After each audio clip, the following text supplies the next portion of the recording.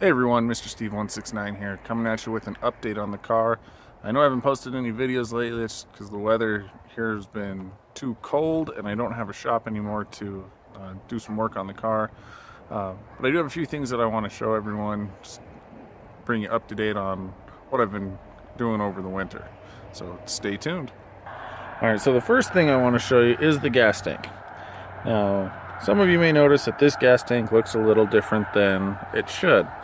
Now, the original sending unit mounted right here.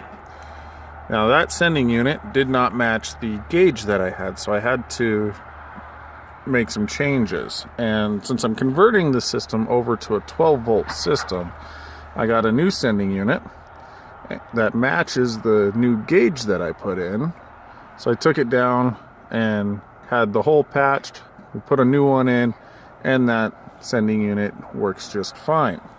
Now I will have a video coming up of doing some repairs on this gas tank. We've got to seal it up. There was a lot of rust. I sent it out, had it cleaned out, and they're also the ones that did this work. But now we've got to go ahead and seal it all up, prevent any rust. Alright, so another thing that I was experiencing was as I'd be driving around at about 3,000 RPM, I'd notice it would start to stutter on me. Now 3,000 RPM is right around where the vacuum advance should kick in, so I started wondering if I had a vacuum leak. And to test that, what I did is I just went down and bought a vacuum bleeder. Now if I pump it up, it should hold a vacuum. And it's not holding the vacuum. So that tells me that we do have a leak on our vacuum advance. So got to pull that off and send it in for repair.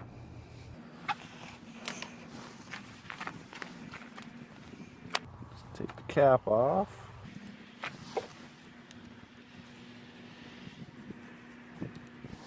There's a couple of screws that hold it on.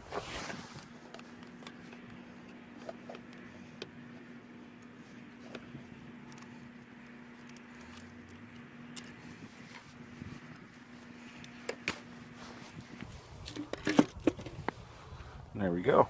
Vacuum advance is off. And I'll be sending that in for repair. So now, got it back. And right here at the 15 pounds of mercury mark, it would start to lose its vacuum. It would start to leak. I can now pump it up even further, and it holds that vacuum. All right, now I'm also going to have to align these panel gaps. You'll see here at the front of the door and rocker that it's really wide. It's about half a finger wide. Or if we come back here to the back of the door and the quarter panel, the gap is nowhere near consistent. So I'm going to have to realign the door panels. And I'm not sure, but I'm hoping to be able to strip the car for paint. Now when I do that, because there's so many different layers of paint, I'm going to have to go around and find all these cracks in the paint and take pictures of them so I can find out if they're just cracks in the paint or if there's actually cracks in the metal. Now here you can see some more of these cracks. Now if they are cracks in the metal, then we'll have to repair those.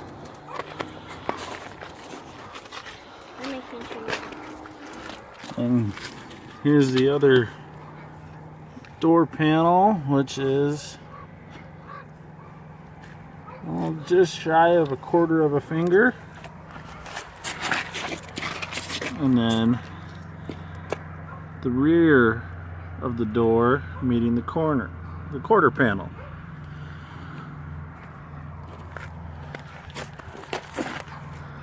And then another crack in the paint. There is a dent here. And some more cracks.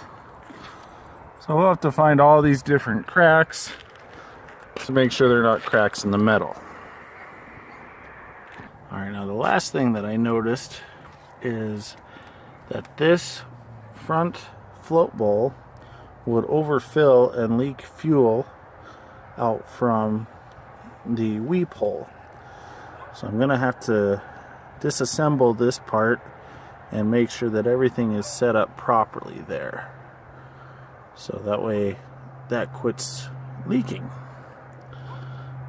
But otherwise, the car seemed to fare the winter pretty well. I do still need to properly tune the carburetors. And I will have a video on that as well. Alright, so that's a quick update on what's going on with the car. Hoping the weather will hold out so we can get a little bit more work done on it and get the car started up again for the summer. So until next time, be safe and have fun.